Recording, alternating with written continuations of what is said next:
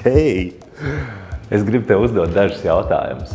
Vai ir gadījies tā, ka gribās nofilmēt ar telefonu tiešām foršas video? Un varbūt kaut kas nav īsti sanācis, vai nav kaut kas bijis ar skaņu vai ar gaismu, vai filmējot tumsā īsti nav labi sanācis. Un tāpēc es esmu šeit un esmu foršā, pozitīvā, pats galvenais vienkāršā valodā, saprotamā visiem, izveidojis online kursus priekš filmēšanas ar iPhone, ar telefonu. Šis kurs būs noderīgs gan pavisam iesācējiem, gan arī tādiem iPhone lietotājiem, kuri jau tā kā māka rīkoties ar telefonu. Šajā kursā tu apgūsi lietas, kuras izmanto profesionāli filmētāji, bet tas nebūs tik sarežģīti, kā to dara profesionāļi.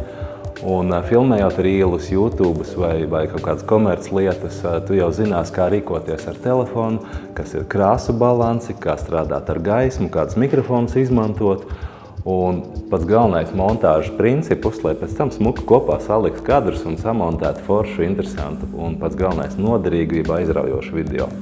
Es iedošu pat tiešām noderīgus tādus features, jeb tips and tricks, kā lietot telefonu jau pavisam citā līmenī, lai tavu video būtu daudz interesantāki un aizraujošāki. Es cītīgi strādāju, lai izveidotu iPhone Video School pamatkursu. Jūs varat aiziet mājaslapā, apskatīties, kādas lietas būs pamatkursā iekšā, bet interesantākais, manuprāt, būs tas, kad es veidošu vairākus ļoti noderīgus un bez liekā ūdens kursus pa atsevišķām tēmām. Piemēram, kā nofilmēt nekustamo īpašumu, piemēram, kā nofilmēt cilvēku, piemēram, kā nofilmēt podcastu, jeb interviju.